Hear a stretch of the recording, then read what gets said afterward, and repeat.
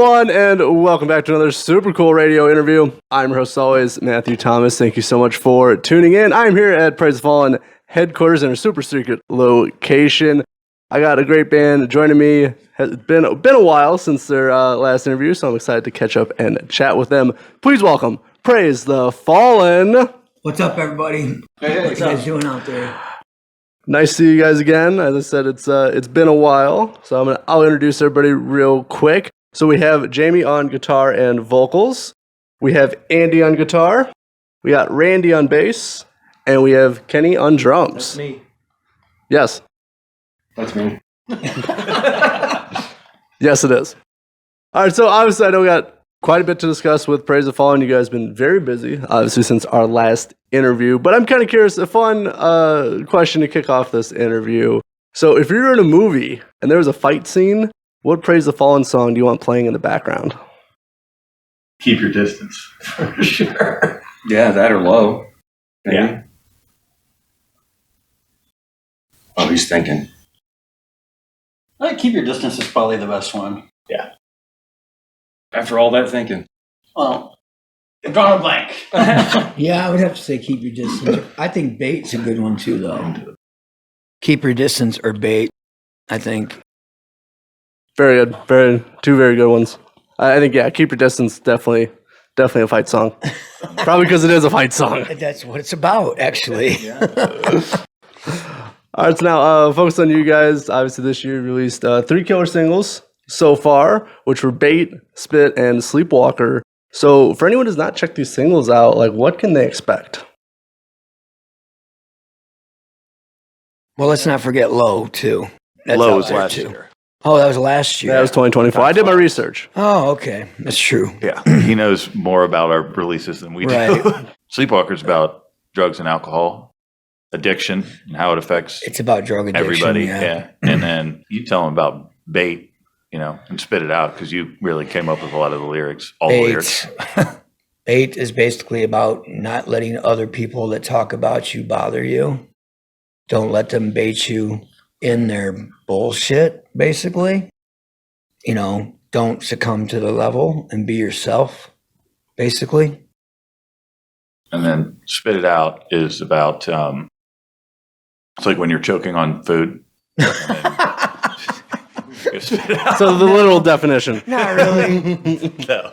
I don't know what that song's about. The lyrics just came to me driving the band practice. Yeah, I don't know. Sometimes the words just come to me and I don't overthink it, Yeah. Yeah. Spit it out. It's just like a rockin' blend of like metal, a little bit more metal inspired. Bait's more Melodic in the chorus. melodic in the chorus for Spit It Out. Bait's more just a straight rock song, and then Sleepwalker's pretty unique in a lot of ways. Very toolish, very Yeah. Very like rhythm driven. yeah. And we got a new song coming here soon too. Lots of them. Yep. Bitch. Oh yeah. Well, Sleepwalker is a slave to the mid-tempo. And part, at least for me, that mid-tempo that it does is the tempo of sleepwalking, in a sense. Yeah, it is. That's true. That's pretty good, actually. That's pretty deep. This guy. It is true. I picture Nerd. zombies Yeah. walking to Sleepwalker. Is that going to be included in the next Walking Dead series? You never know, man. Please. Yeah. Please. We'll take a the royalty money. deal. We'll take the money. I love the Walking Dead universe. Huge fan. Well, The Last of Us, too. Yeah, we're available. Keep them in mind. Who's ever watching from, I don't know, who is that, Yeah, AMC? Whatever famous executives are watching, please. Yeah, exactly. I'm kind of curious. So with this new batch of singles and from Low that was released last year as well, what was the writing and recording process like for this batch of singles? Yeah, it's definitely changed since Randy joined the band. What was that, 3 years ago? Approximately, yeah. Yeah, about 3 years ago. Definitely. Randy contributes a ton to input. He writes riffs, ideas, lyrical input, all of it, which is helpful. The process has evolved because we, between me and Jamie, we have the ability to write cut scratch tracks hey guys, came up with this idea. What do you guys think? Let's In our listen to own it. studio. Do we like it? Yeah, Yeah. home studio. So it makes things like we're coming up with songs really fast. And I think polishing them really quickly because it doesn't just rely on us being physically together in the room to all work the on time. stuff. Yeah. Right. So that's been nice, I think. I mean, I think our writing and recording process has gotten a lot easier. Instead of all, like we used to just haul out to New Lenox to go track everything at the Nook, Kenny rolls out there, cuts the drums to a scratch track we give him, and then we finish everything up with Brandon from Autumn Academy. So Yeah, Brandon's definitely given us some sound. yeah, His production is bar none, top notch. Yeah. He's doing a great job for us. so it's been easy. And we love working with him too. Very knowledgeable as far as like with vocals and stuff too. Ideas. He's put a lot of ideas into the song, and we trust him. Yeah. You know, that's a big part of it, is trusting your producer. Probably the first like few years I was in the band, we're like struggling to figure out like what that process is that works. What sounds do we like? What what is what we want? And that takes a lot of trial and error. I feel like we kind of have it figured out. I think our sound is like each individual. I write, Andy writes now, Randy writes now. Whereas before, in the very beginning, when Andy first started in the band, I was writing everything still. Yeah. And Andy definitely can write, Once I saw Andy could write, I was like, man, go ahead, dude. And the stuff that he shreds on, I'll just sing. I'm comfortable with that, So we got three writers in this band. Kenny, writing credit on Silver Tongue. Yeah. Started playing that drum beat. Come the up whole with a dance beat song for it, came yeah. together in like 2 hours.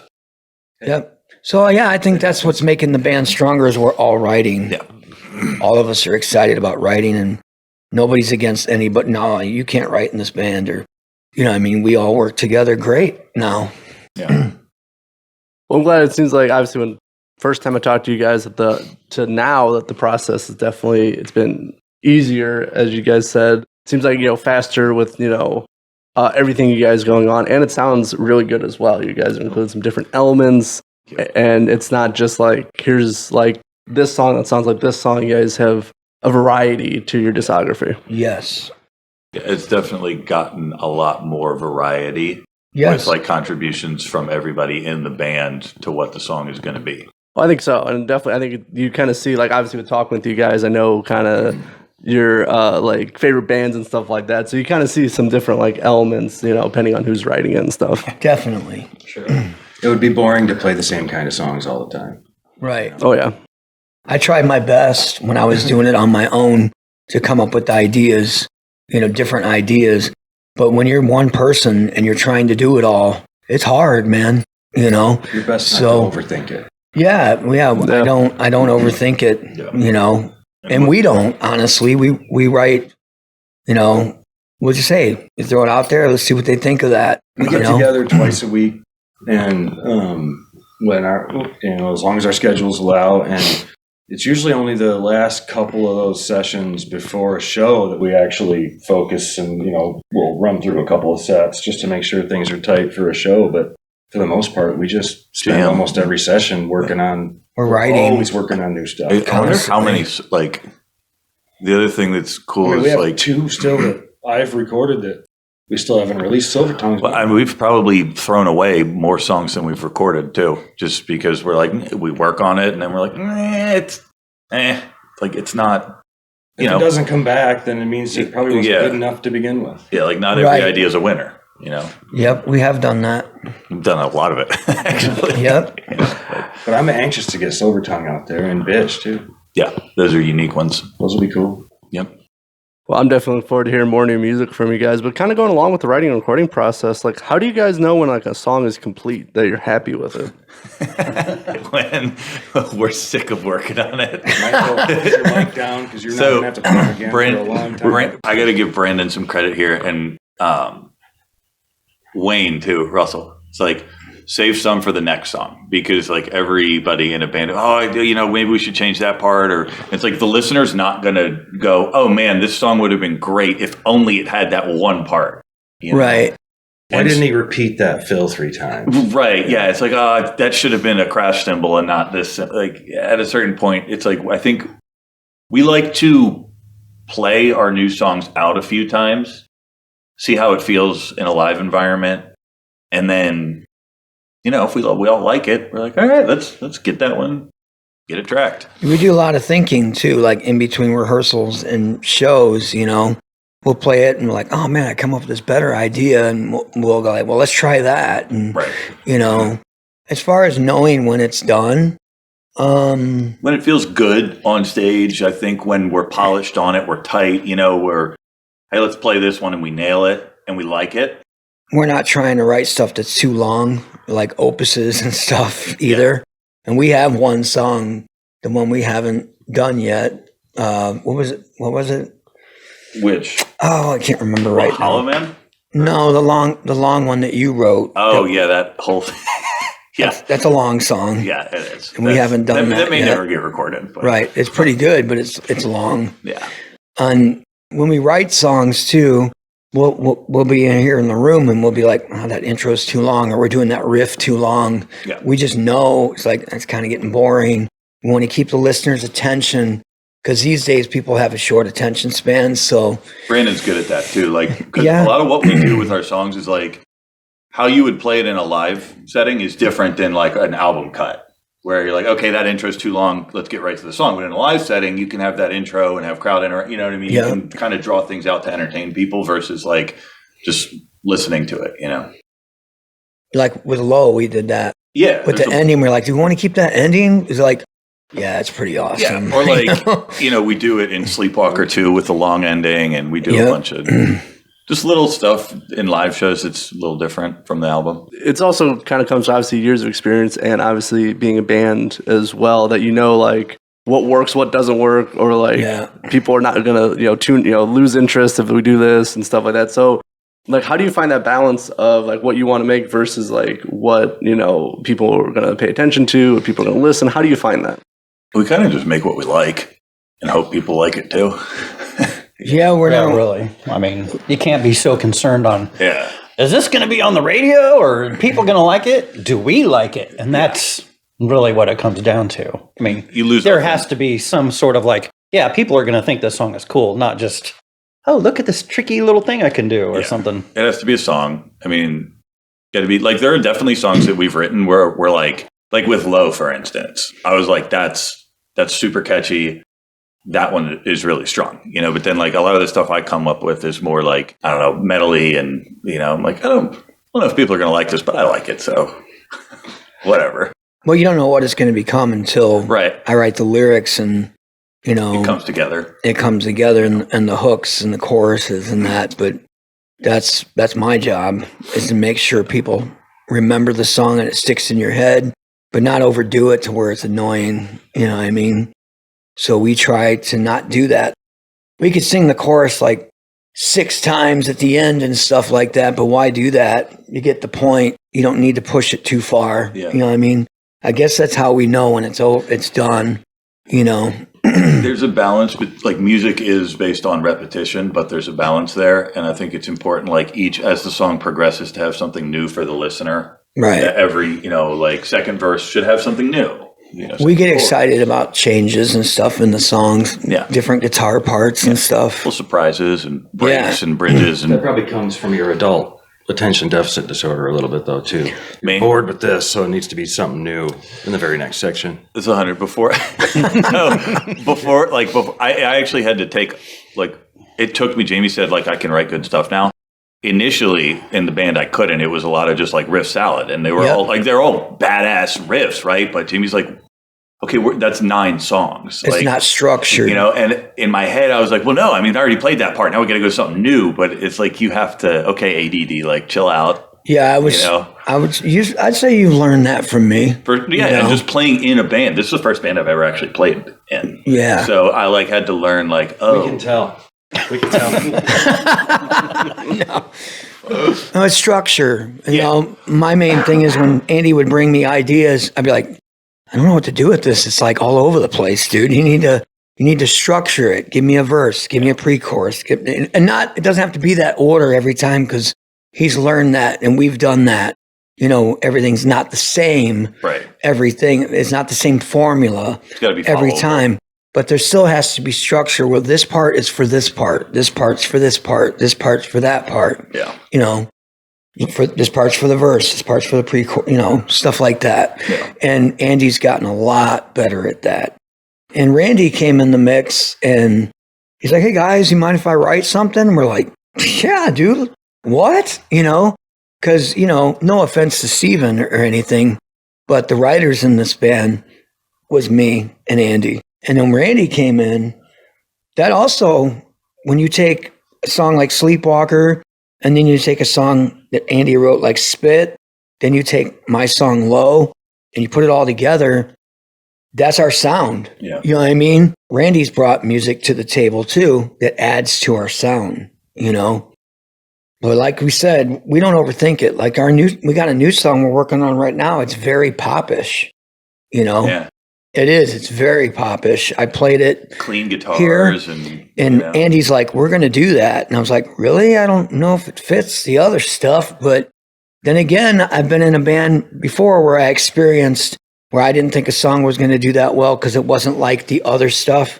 And it was one of the most popular songs of that band. I won't talk about that band, but it was. And You write what you like. it could happen again. You write what you feel, you write what you like, and you know, if people gravitate towards it, then you're lucky. I think so. And it's definitely, if you're not happy with it, then like it's hard to expect other people to be happy with it.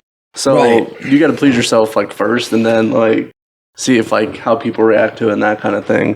But I'm just curious, obviously, because you guys have, you know, been a band for a while, obviously with some new, you know, lineup changes and all that. But you guys have been, you know, very tight as a band. Oh, we're tight as friends too, which makes the music easier to write too. There's no, we don't argue or anything. There might be a little When we do disagreement argue, here. it's about music. Right, and it's not. It doesn't get Like ever intense, personal or you know shit like that. It's always just like arguments about the songs and the music and that.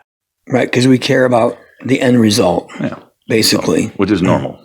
Like you know, Oh yeah, no, that's what you should care about in a band. There's Right. a true brotherhood here. I do want to highlight something. You know, obviously, happened very recently for you guys that I'm curious about to hear your take on it. But the Valley of Fire record compilation, you guys are included on that. So how does that feel? That feels good, you know. I can say I know JJ Garcia. I want to thank JJ Garcia for putting us on that. I've talked to God, I've been talking to him for like 5 years now. But he's actually friends with my cousin. He went to high school with my cousin, and we've got some mutual friends, and he kind of investigated Praise the Fallen when we opened for Buck Cherry. oh really? That's when JJ started to take interest in us because he's friends with Steve Desane. I think that's how you say his last name. Or yeah, the guitar player for Buck Cherry. He's friends with him.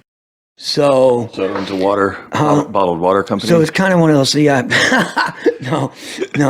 The guitar player for Buck Cherry, and I think he just said, asked some friends, let me know how these guys are. He probably saw the footage, probably seen, you know, and then we started talking, and we started to develop a relationship as far as talking on the phone and stuff like that. And next thing you know, he's like, I got a compilation album coming out next year. I want to put your song Low on it. And I was like, wow, okay. And that just dropped this past Friday. And Valley of Fire is out of Los Angeles. And there's some interviews and stuff going on with JJ about the comp in San Diego and stuff like that. So there's some talk about Praise the Fallen and Valley of Fire Records committing to each other and that. But it feels really good because for me, we didn't have to pay anything, you know? It's always had a benefit. It's because what I like about JJ is I listened to one of his interviews, and one of the interview guys had said to him, so, you know, with the industry the way it is, why exactly are you doing this? You know, it's kind of tough to put a record out there now with a bunch of different bands. And what I liked about JJ is he goes, because I feel these are bands that people need to hear. And I was like, that's the guy I want to work with. And I'm pretty sure that's the guy all my guys would want to work with, rather than some label who's asking for money that isn't really going to do anything for you. You know, he's going out there banging on doors and sharing this compilation CD with radio stations and stuff because he believes in the songs. Well, that's like the only thing in 2025 and going forward that a record label can really do. I mean, I'm sure they've had to spend a few years trying to figure out what's our new business model here. Yeah. So it's marketing, it's introducing you to people that you might not otherwise have. You know, it's not unlike a lot of other business worlds that are out there. What do you feel, Andy? It's dope. It's cool. Hell yeah. Randy, how do you feel?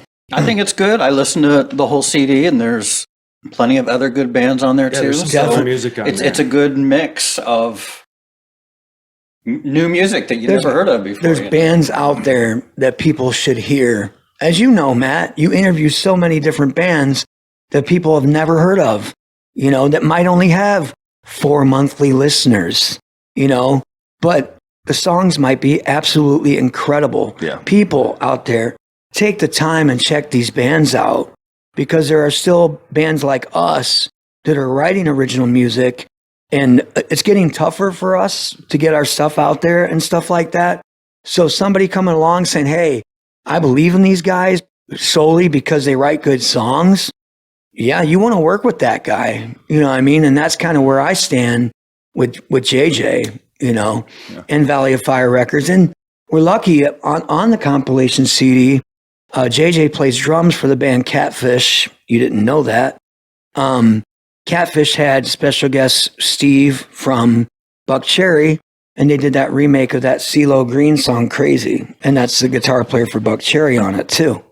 It's cool, I think, now that I've actually thought about it, because I haven't thought about it since you asked, that, like, we are writing music and in this band not for money, but because we like music and we like doing this. And so it's cool, to work with someone and be on that.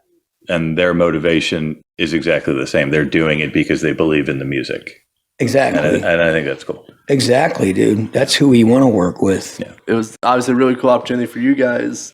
And if anyone wants to check it, obviously it's available right now. So please check it out. Listen to all the great bands on there.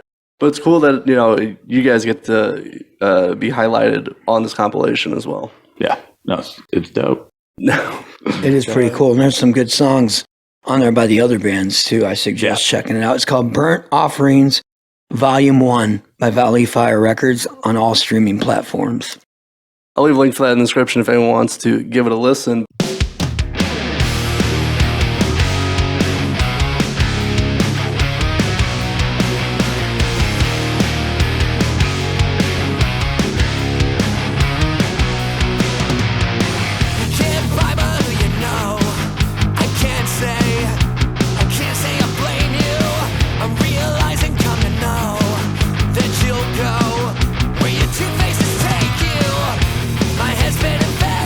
Your mouth is a well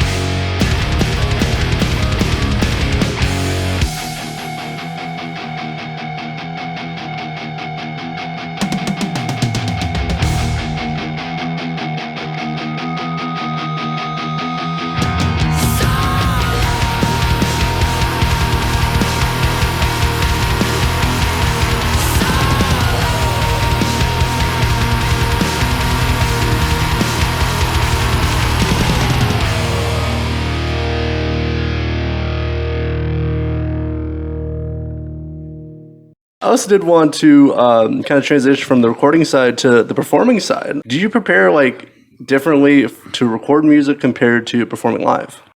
Oh, yeah. Yeah, for sure. I mean, live, when you're in the studio, you get as many do-overs as you want. Right. So that's a good point. That's a good point. So Right. live, the show must go on. Right. And just got to keep rocking, keep the energy up, and that's it. It's definitely like not playing in a band. I had to learn like how to. I was like a bedroom guitarist. I'm like, shit. I got to stand. Wait, I can't just stand here. I have to move. I need cardio. Yeah, I like. And he's done a real good job of it. In the past, I've had to, and I think we've gotten better at it in the last probably calendar year, maybe 6 months to a calendar year, but where we would have this big drawn out conversation about, we're opening for this band, or we should play these songs, and these are the songs we should pick or play, or we should probably stick to our heavier stuff or our not so heavy stuff or whatever. And I finally, I think, said it loud enough that all of us, including myself, heard it.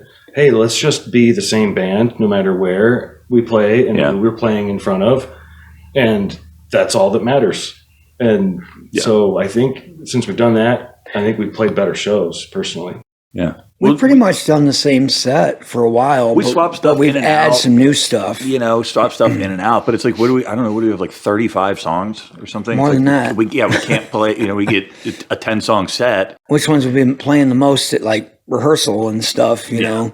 And rehearsal isn't really rehearsal. We'll show up here and we'll just go through. We have a show. We're like, let's go through the set twice. All right, we're good, And we'll add a new one that we just got done to the set. Like we got a new one called Look Away. That's pretty cool. We'll be recording that one soon too. So like you said, we'll be swapping songs in and out. If we're like, I'm bored with that, let's do this one instead, We used to stress a lot about like the shows, and then kind of came to the realization, like, you guys, if we can't get tight for a show in 2 practices, like we probably suck. So like we should be able to do this. Warner Vineyards, for example, when I came to you and we got offered that to open for the Van Halen tribute band Jump, I was like, man, should we throw some covers in there to keep those people entertained out there because they're going to be used to basically hearing someone else's music the whole time? And they're like, no, let's just go out there as us. Yeah. And they loved us. And we were really surprised the reaction we got. And there was a lot of people there. Yeah. And then the Vixen, when we opened for Local H, we did our thing there too. And people liked it. Yeah. So we just been doing the same set for a while. Yeah. Because it's working. Well, also, like, there's going to be those songs that are, in almost every set, I assume changes. Of course. Is in, like, every set that you guys perform. Definitely. That's a crowd interaction song. It's a for banger. sure. Oh, yeah. It's one of my favorites. So, like, I can, But then I do like, because every time I see you, there's usually, like, 1 or 2 songs that are different from each set. Mm-hmm. Usually, depending on what you guys have released or, like, what you guys play. There's always a little bit of variety, as we were talking about, with the set. Yeah.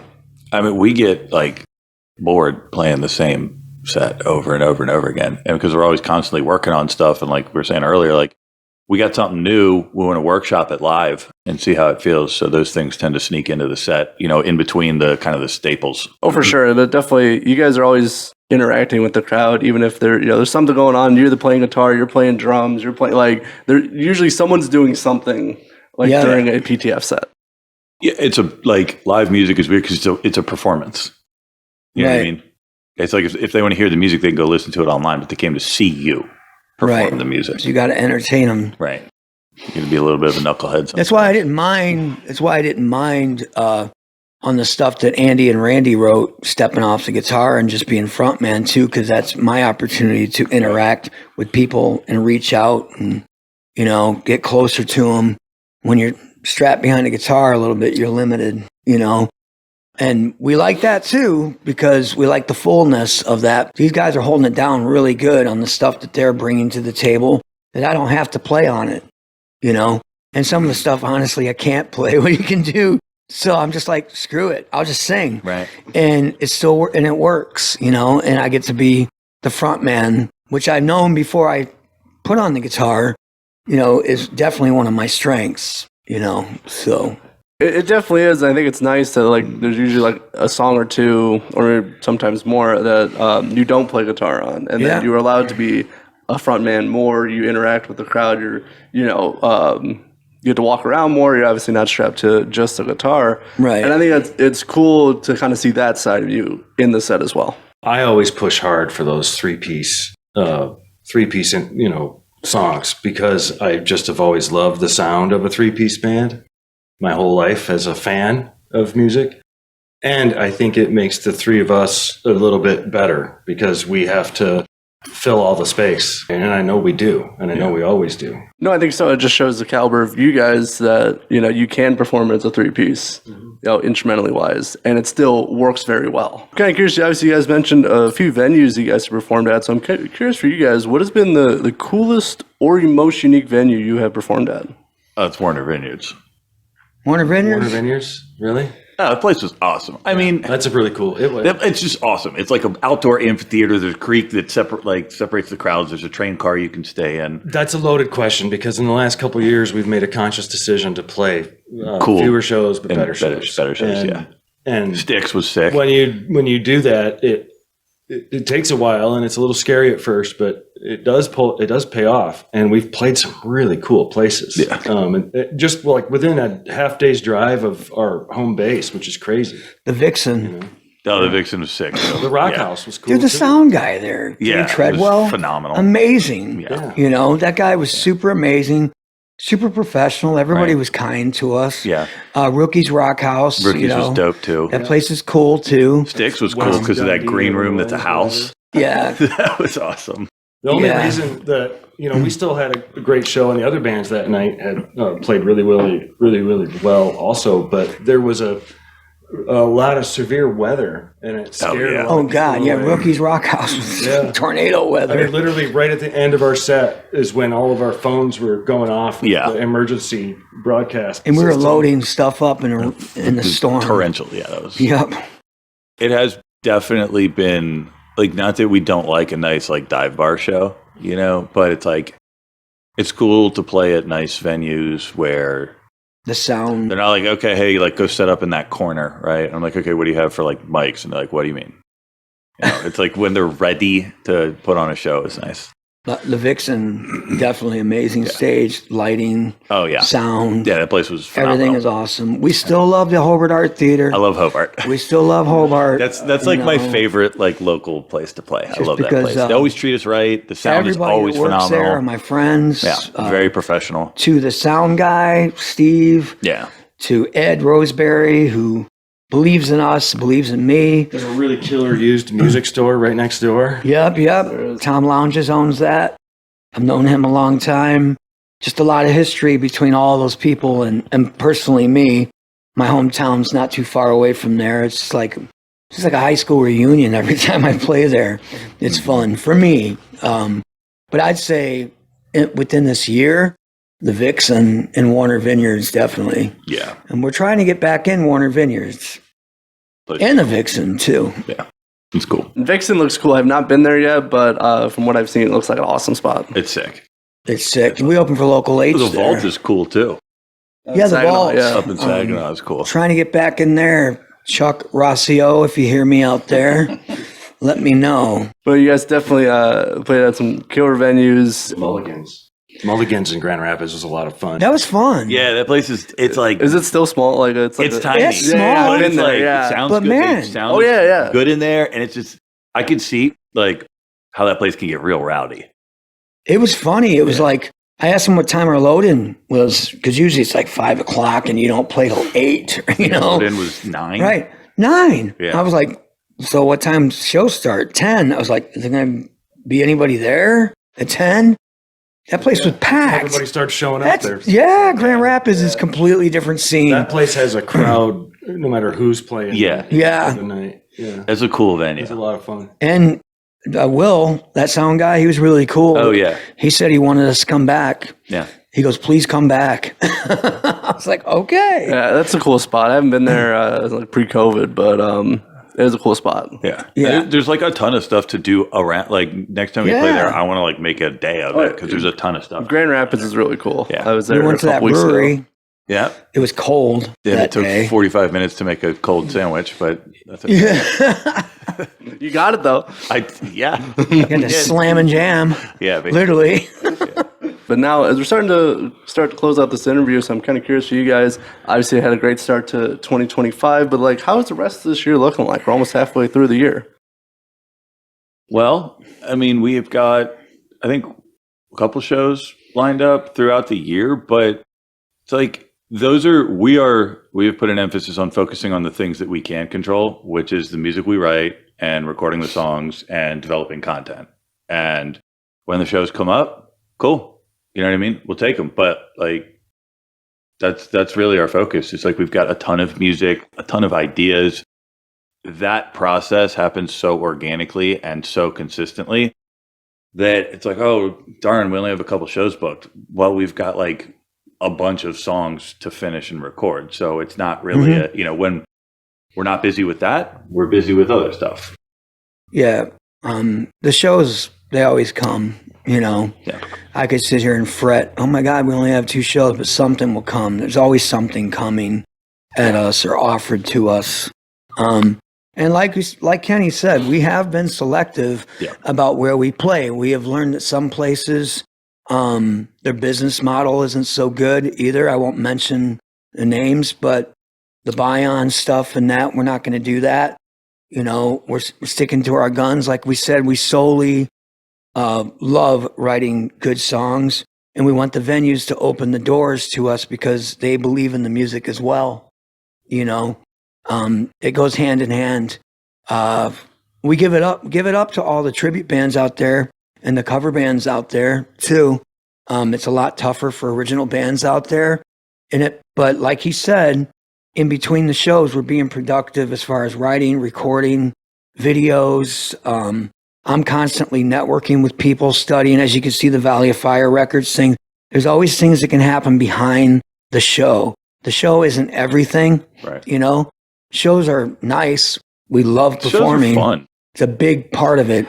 Yeah. But your show is a vehicle basically to present the product that you're creating. Yeah. And we are selective about, where this band belongs and what stages this band belongs on, And it goes hand in hand. I'm sorry to go on, but we want venues to respect us as much as we respect them. Very well said. But I think next show coming up for you guys, I want to say June 14th.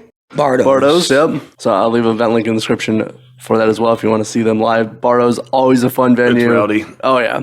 Playing with Choking Susan from Detroit, and Downshift. I don't know if you've heard those guys. They're pretty good. You might want to interview them on your show too. I actually put them on this show.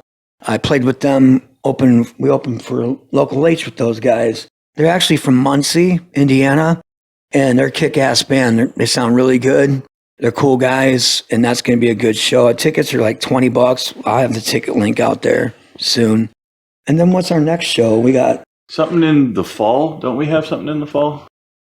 No, we have in September at Cheers. That's right. We're playing with Graffiti Black and Platypossum. They're younger kids. They wanted to play a show with us, so we're letting them open the show. And then we got Graffiti Black, which is Jameson Donahoe, and Morgan from Morgan at Midnight on Froggy. She plays bass. And I haven't met the drummer yet, but they're a great band too, Graffiti Black. You definitely want to check them out. Some great talent on that show. I can't remember the date. It's in September. And then we have a show possibly at Pierre's in October with the Black Sabbath tribute band, I believe. Yeah. We got stuff coming. Yeah. We're not worried. Definitely some very exciting things in the works for you guys. So again, I'll leave some links for Praise the Fallen in the description with some show events in there as well. Make sure to see them live if you get a chance. Also make sure to check out their music and of course, Burnt Offerings Volume 1 as well. But it was awesome to catch up and chat with you guys, as I said. Yeah, dude. It's been a long time. It's been a while. Yeah. Definitely been a while, but awesome to see you guys again, and hopefully I get to catch you guys at a show as well. Again, I'll leave some event links in the description. Make sure to see them live, or you might see me at one of their shows as well. But thank you guys. It was awesome to have you back on the podcast. For all of Praise the Fallen, I'm your host as always, Matthew Thomas. Thank you so much for watching this episode of Super Cool Radio. And remember, stay frosty.